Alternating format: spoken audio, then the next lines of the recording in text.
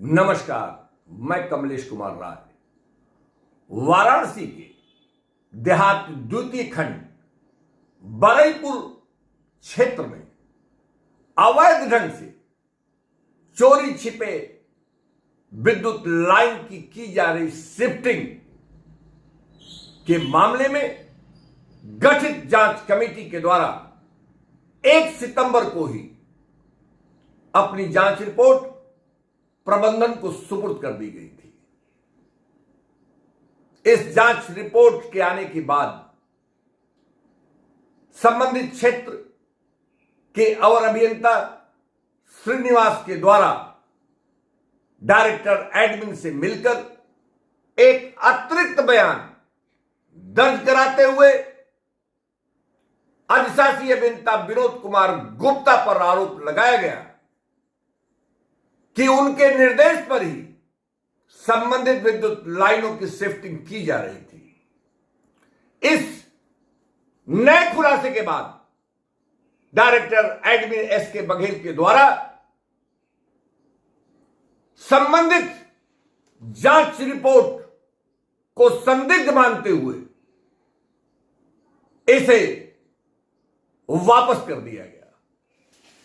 निदेशक बघेल के द्वारा दूसरी जांच रिपोर्ट 24 घंटे के भीतर देने की हिदायत दी गई। प्राप्त जानकारी के मुताबिक बड़ी जद्दोजहद के साथ जांच कमेटी के द्वारा 5 सितंबर यानी सोमवार को दोबारा अपनी जांच रिपोर्ट प्रबंधन को सुपुर्द की गई। सूत्रों से मिली जानकारी के मुताबिक डायरेक्टर टेक्निकल पीपी सिंह के द्वारा जांच रिपोर्ट में दिए गए तथ्यों के आधार पर संबंधित शिफ्टिंग के मामले में अवर अभियंता को जहां एक तरफ निलंबित करने की संस्तुति की गई, वहीं अधिशासी अभियंता और उपखंड अधिकारी को चार्जशीट देने की बात कही गई। जांच रिपोर्ट उपभोक्ता मंच के संज्ञान में आने के बाद उपभोक्ता मंच के द्वारा जांच रिपोर्ट में अधिशासी अभियंता समेत अन्य दोषियों को बचाने की जा रही कवायद और नियम विरुद्ध ढंग से मुख्य अभियंता अनूप वर्मा द्वारा गठित जांच कमेटी की सिलसिलेवार ढंग से ब्यौरे से चेयरमैन एम देवराज को 5 सितंबर को देर रात में ही मेल कर अवगत करा दिया गया। वर्तमान में जानकारी के मुताबिक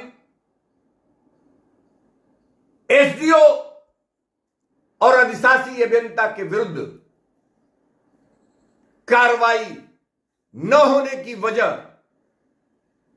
एमडी के न होने की बात कही जा रही है।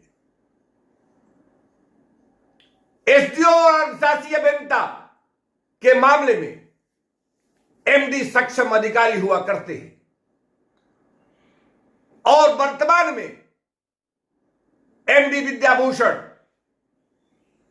जहां छुट्टी पर है, उनके द्वारा वीआरएस अप्लाई किया जा चुका है, वहीं एमडी का कार्य देख रहे डायरेक्टर कारपोरेशन भी छुट्टी पर है।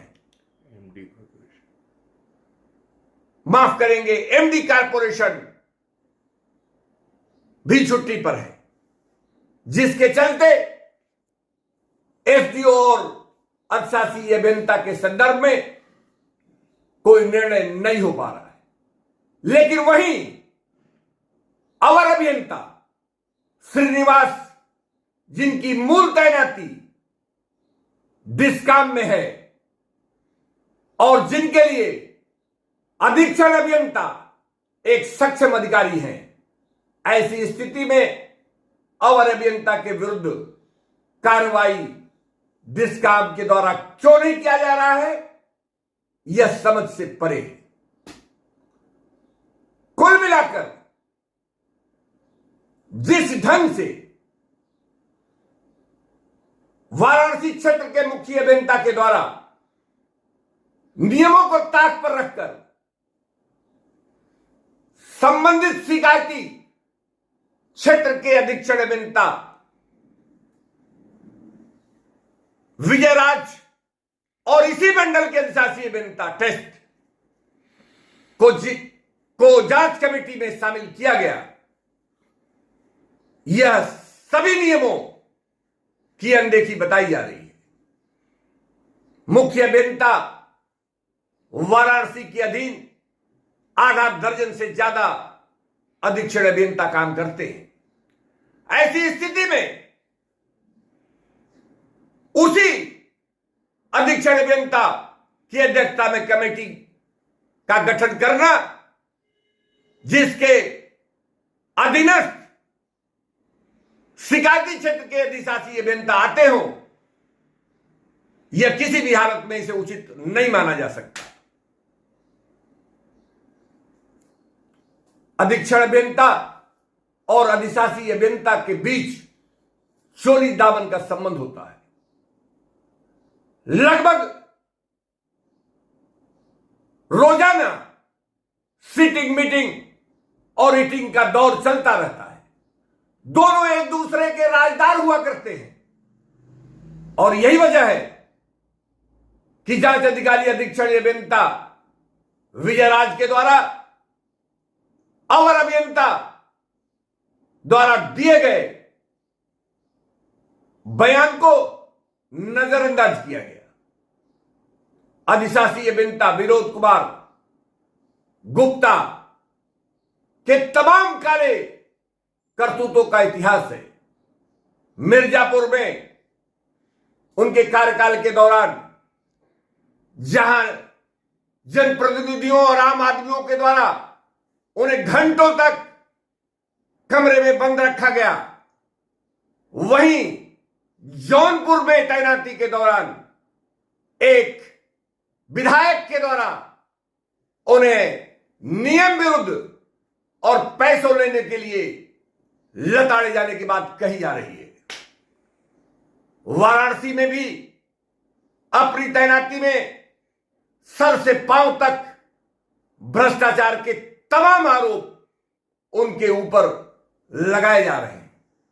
कुल मिलाकर किसी भी स्थिति में अधिशासी अभियंता विनोद कुमार गुप्ता या संबंधित मामले में किसी भी आरोपी को किसी भी कवायद पर पैसों के बल पर यदि उन्हें कोई भी रियायत दी जाती है तो वह भ्रष्टाचार पर योगी सरकार की जीरो टॉलरेंस नीति के विपरीत माना जाएगा।